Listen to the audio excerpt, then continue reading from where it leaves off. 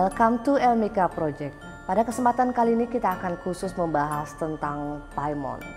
Seperti apa perwujudan dari King Paimon ini dan sebetulnya apa kekuatan terbesarnya sehingga membuat dia begitu ditakuti, begitu banyak dipanggil, begitu banyak dimintai pertolongan. Saksikan terus Elmika Project and this is what we do.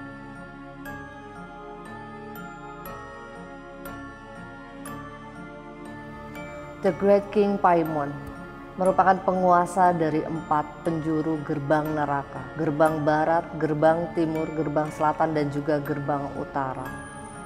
King Paimon memiliki sekitar 200 legion spirit di bawah pimpinan dia, dan setengah diantaranya merupakan deretan atau jajaran dari para fallen angel.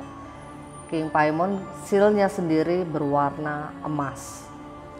Kalau King Paimon ini memang aku tidak sarankan, sangat-sangat tidak sarankan untuk para, bukan bermaksud untuk merendahkan atau apa, tapi kalau memang yang baru belajar sebaiknya tidak usah panggil King Paimon.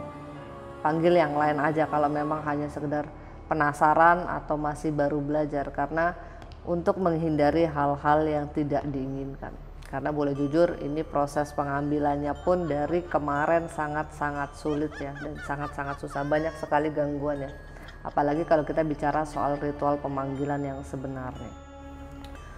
Kalau kalian kemarin ngelihat video dari Billy Christian, di sana juga aku sempat untuk ungkapkan sedikit tentang Paimon. Dan kalau kalian perhatikan sebetulnya ada momen-momen dimana pada saat aku ngebahas soal King Paimon itu aku terlihat seperti kebingungan, terlihat seperti kesusahan, terlihat seperti aku nggak bisa ngomong.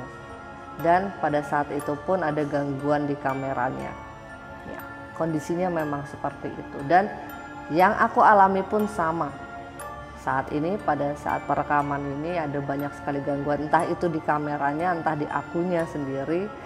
Tiba-tiba ngeblank, tiba-tiba nggak bisa ngomong, tiba-tiba nggak bisa nginget apa-apa, semuanya cuma blank hitam. Jadi seolah-olah memang ada hal-hal yang sebetulnya tidak boleh diungkapkan, sebetulnya tidak boleh untuk terlalu dibeberkan dengan begitu saja. Cuman oke lah, segala sesuatu memang ada resikonya, biarkan ini jadi resiko aku. Kalau kalian pernah nonton, ada salah satu film juga yang sebetulnya ngebahas tentang kedatangan King Paimon gitu ya, judulnya Hereditary kalau aku tidak salah.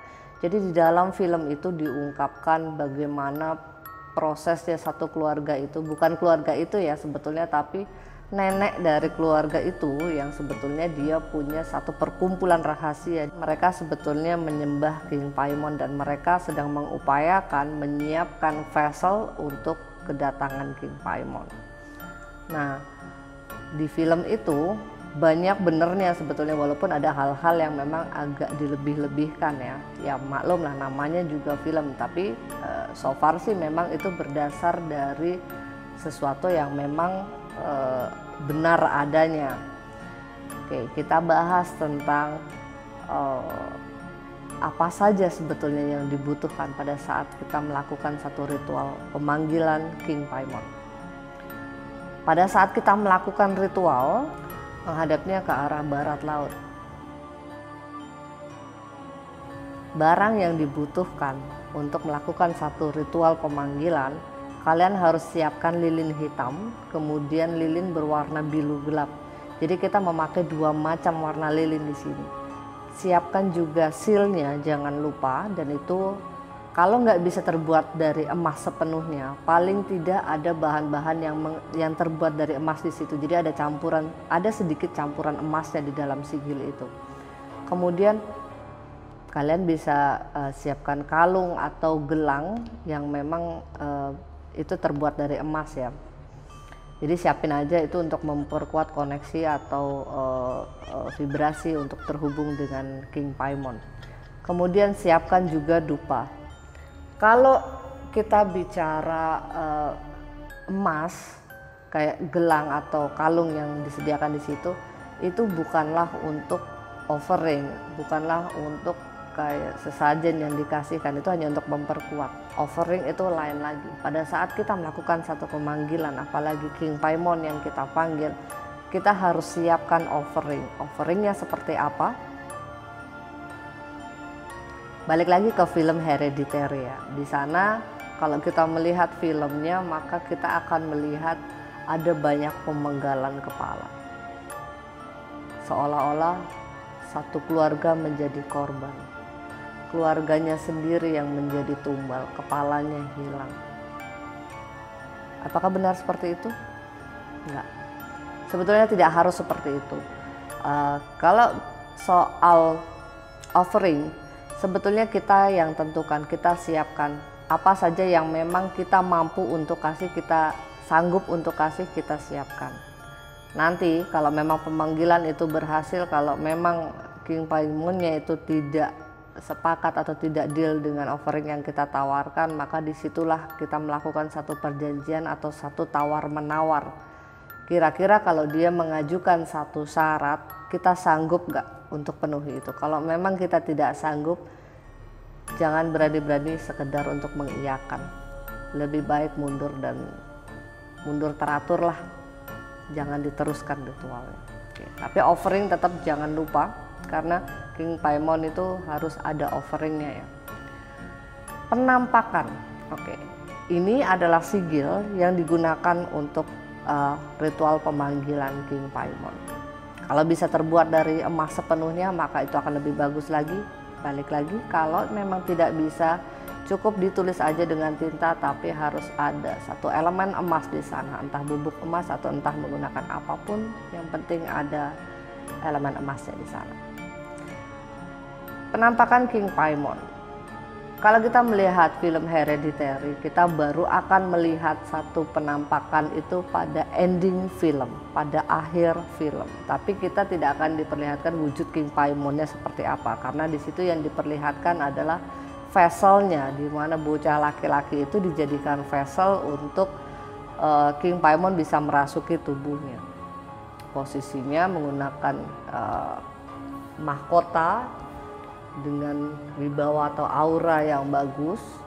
Kurang lebih penampakan King Paimon pada saat pemanggilan kita berhasil juga akan tampak seperti itu, karena dia sendiri akan hadir dengan diiringi alunan musik yang berasal dari alam lain. Jadi alunan musiknya itu awal kita akan terdengar sayup-sayup gitu, suaranya kecil tapi lama-lama agak gede, semakin jelas kayak gitu ya. Paimon hadir, dia akan menampakkan wujudnya seperti laki-laki, jadi menyerupai manusia. Memang dia menampakkan wujudnya dengan menggunakan mahkota yang luar biasa megahnya. Dia akan duduk di singgasana dan auranya itu akan memancar dengan sangat-sangat terang, dan itu seringkali menyilaukan mata ya, saking terangnya. Dan auranya ini sangat-sangat kalau boleh dibilang tuh kayak hawanya tuh kayak mengintimidasi gitu ya. Tapi kalau kita sudah berurusan dengan demon, jangan sekali-sekali kabur, jangan sekali-sekali keluar dari lingkaran yang sudah kita buat, jangan sekali-sekali berhenti di tengah jalan. Itu adalah hal-hal yang tidak boleh dan itu sangat-sangat bahaya untuk dilakukan. Jadi walaupun kita merasa terintimidasi di situ, hanya dengan kehadirannya, belum sampai dia ngomong gitu ya, hanya dengan kehadirannya kita merasa terintimidasi, harus tetap lanjutkan. Kedatangan Paimon biasanya tidak pernah sendiri, karena akan selalu ada Labal dan Abalim yang mengikuti dia. Labal dan Abalim ini sebetulnya posisinya juga kalau itu posisinya tuh pemimpin juga ya, dia king juga, dan akan ada sekitar 25 legend yang mengikuti atau mengiringi kedatangan mereka. Jadi bisa kalian bayangkan, dari auranya King Paimon sendiri aja itu sudah sangat-sangat mengintimidasi, apalagi ditambah dengan seabrek pasukannya yang datang bareng-bareng, itu udah kayak apa hawanya. So sangat-sangat tidak disarankan bagi pemula atau bagi kalian yang memang hanya penasaran. Jadi panggil yang lain aja atau panggil di mana ecek-ecek yang berkeliaran di jalan, itu nggak apa-apa, tapi tidak dengan King Paimon. Aku dari tadi ngomongin tentang film Hereditary ya, karena buat aku itu satu-satunya film yang aku tahu ngebahas lebih jelas tentang demon, khususnya demon tentang paimon. Kalau film-film yang lain aku belum pernah ada lihat yang ngebahas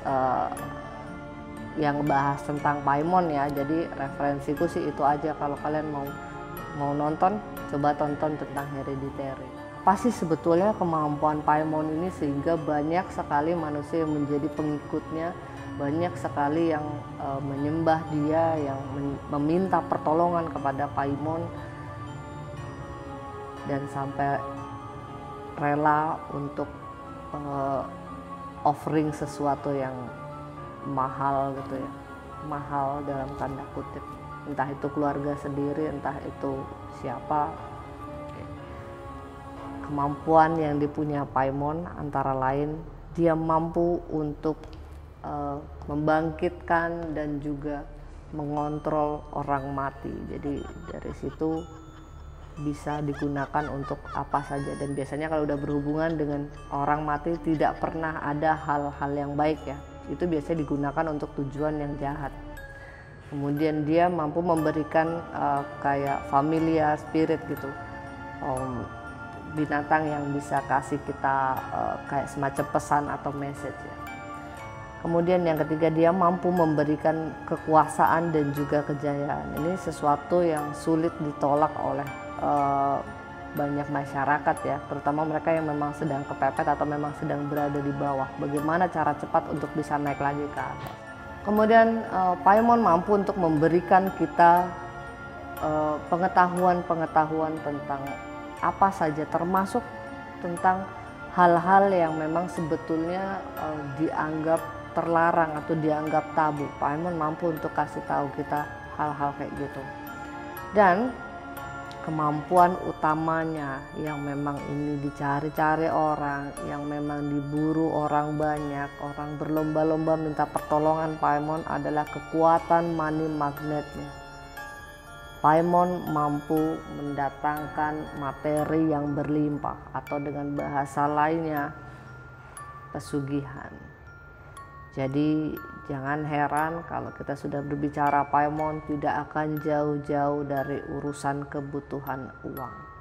Semakin tinggi permintaan kalian terhadap bantuan King Paimon, maka akan semakin tinggi pula harga yang harus dibayar. Semakin besar pula offering yang harus kalian siapkan.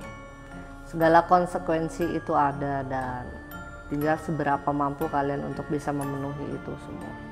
Cuman kalau bicara King Paimon, sudah bekerja sama dengan King Paimon, maka money magnet itu tidak akan berhenti hanya pada kita saja, tapi itu akan berlangsung turun-temurun biasanya kepada anak cucu kita. Nah, mau sampai seberapa jauh, mau sampai seberapa lama perjanjiannya, itu tergantung seberapa mahal offering yang bisa kalian tawarkan. Semakin mahal, maka itu akan semakin bagus dan akan semakin terjamin. Cuma kembali lagi, ada harga yang harus dibayarkan dan ada konsekuensi untuk semuanya. Akhirnya selesai juga pembahasan kita tentang King Paimon hari ini, dan kalau kalian nanti mungkin lihat video ini agak sedikit berantakan atau banyak potong-potongnya atau ada yang buremnya atau audionya nggak bagus, ternyata nanti hasilnya, aku minta maaf karena memang gangguannya banyak sekali. Semoga kalian tetap menikmati video ini dan ada hal-hal positif yang tetap bisa kalian ambil dari sini. Elmika Project, this is what we do.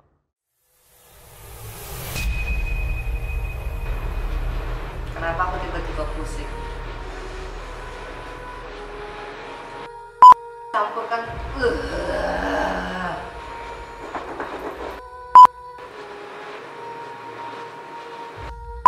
atau sebagai ada tumbal yang disiapkan untuk